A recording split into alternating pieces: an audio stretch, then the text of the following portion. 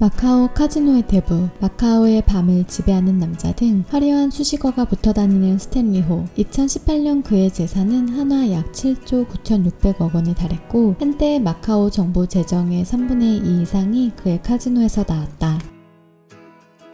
스탠리호는 1921년 11월 25일 홍콩의 부유한 명문가에서 태어났다. 스탠리호의 외모에서 느껴지듯이 그는 유대인, 네덜란드, 영국, 중국 등 다민족 혈통이다. 스탠리호의 증조부는 유대계 네덜란드인이었다. 조부 호푹은 청나라 말기 5대 거상 중 한 명으로 막대한 부를 쌓았다. 스탠리호는 유복한 어린 시절을 보냈다. 홍콩의 명문중학교 황인서원을 다녔고 공부보다는 사교를 즐겼다.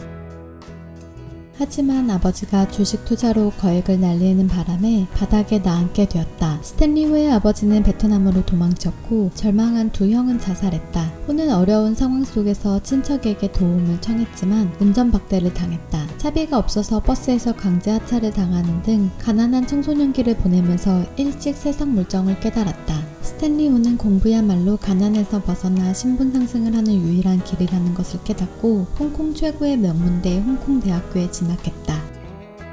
중일전쟁으로 일본군이 홍콩에 진주하자 스탠리호의 가족은 1942년 당시 포르투갈 영이던 마카오로 피난을 갔다. 당시 그의 수중에 있던 돈은 10홍콩달러 뿐이었다. 스탠리호는 마카오에서 마카오 정부 무역국에 취직했는데 뛰어난 영어 실력과 아침 6시부터 밤 10시까지 하루 14시간씩 쉬지 않고 일하는 성실성으로 탁월한 성과를 냈다. 스탠리호는 입사 2년 만에 최고 경영자가 되었다. 그의 나이 22세, 밑바닥 인생 10년 만에 이전의 부유한 삶을 다시 누리게 되었다. 스탠리호는 안주하지 않고 본인의 사업을 시작하기로 결심했다. 1947년 등유회사와 건설회사를 설립했는데 2차 세계대전 후 홍콩에 건설붐이 일어나면서 돈방석에 앉았다. 그러나 마카오 갱들의 노골적인 견제 때문에 1953년에 홍콩으로 떠났다.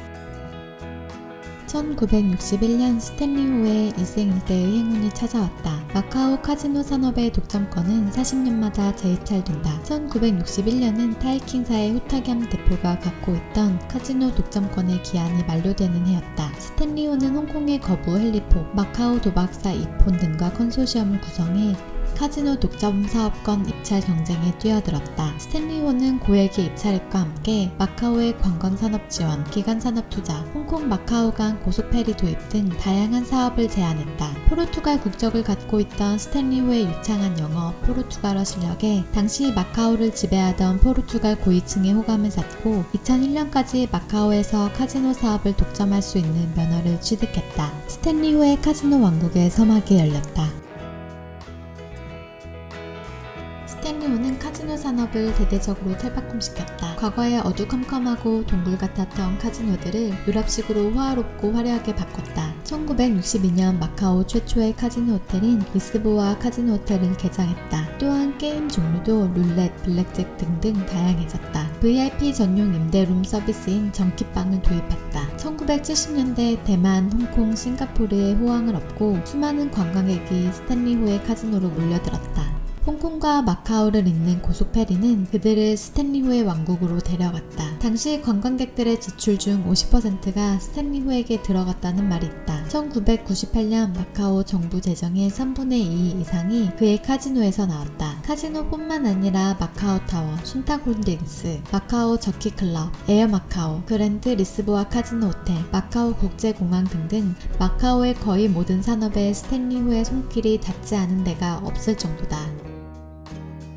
앞서 설명했듯이 증조부로부터 유대인, 백인의 피를 물려받은 호의 외모는 이국적이면서 화려했다. 수많은 미녀들과 연문을 뿌렸다. 스탠리호는 4명의 아내와 결혼했고 17명의 자녀를 두었다. 1971년까지 홍콩에서 일부 다처제는 합법이었다.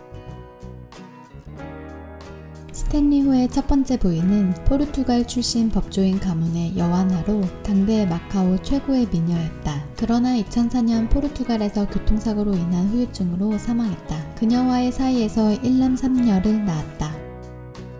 이후 3번의 결혼과 13명의 자녀를 더 낳았다. 스탠리호가 두 번째 부인에게 생일 선물한 전보식당은 영화 007과 도둑들의 촬영지로 유명하다. 또한 스탠리호는 2008년 넷째 부인과의 연애를 담은 영화 라스트 프로포즈를 제작하기도 했다.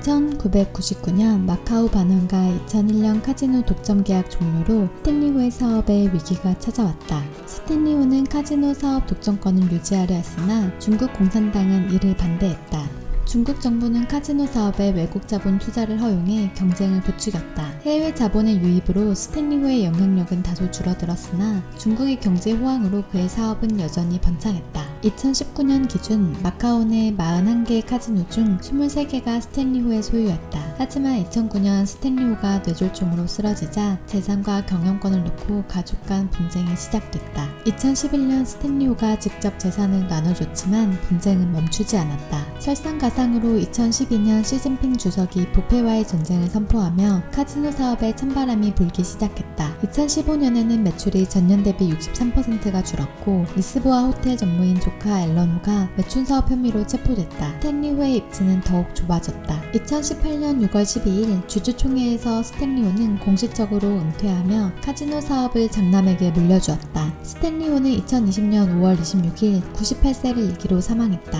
마카오의 라스베이거스를 넘는 세계 최대의 도박 중심지를 세운 사람. 스탠리호는 떠났지만 마카오에서 그의 영향력은 아직도 건재하다.